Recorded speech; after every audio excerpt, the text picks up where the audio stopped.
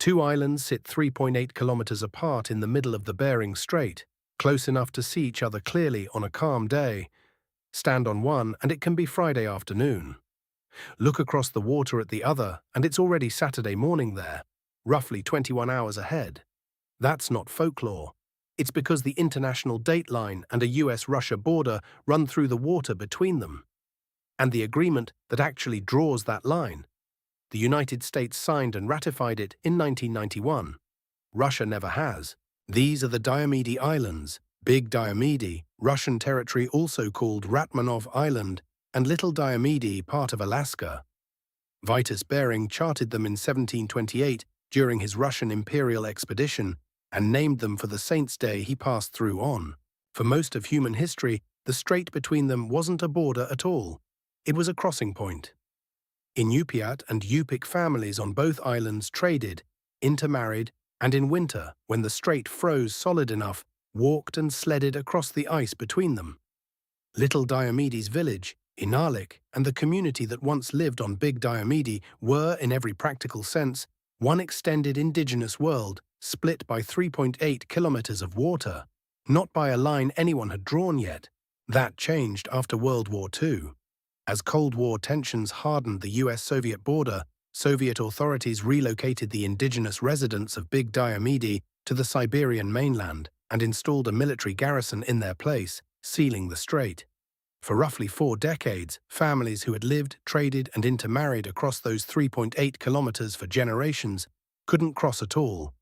The press nicknamed it the Ice Curtain. That thawed, briefly and symbolically, on June 13, 1988. An Alaska Airlines charter carrying dozens of Alaskans, including Inupiat elders with relatives on the Russian side, landed in Providenia, Siberia, the first authorized crossing in roughly 40 years. It became known as the Friendship Flight, and the reunions it produced helped push both governments toward loosening visa-free travel for indigenous residents of the region soon after.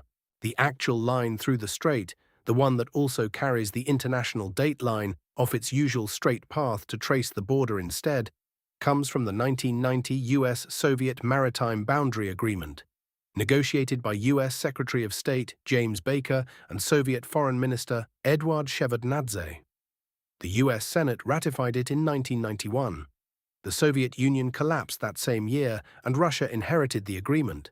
But the Russian Duma has never formally ratified it, largely over objections that the line gave up more Bering Sea fishing waters than Russian negotiators wanted.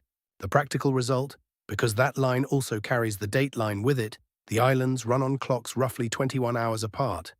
Little Diomede on Alaska time, Big Diomede on a Russian Far East time zone nearly a full day ahead. The popular shorthand, "It's tomorrow on one and yesterday on the other," isn't exactly precise, but it's not far off either. For much of the day, whatever's happening on Little Diomede has already happened on Big Diomede, one calendar page ahead, 3.8 kilometers away. No fence runs through that water, no wall, no checkpoint most days, just an unfinished signature, an unwalkable 3.8 kilometers, and a date line that quietly does something to 2 neighboring islands that it doesn't do almost anywhere else on Earth. It makes yesterday and tomorrow close enough to wave at,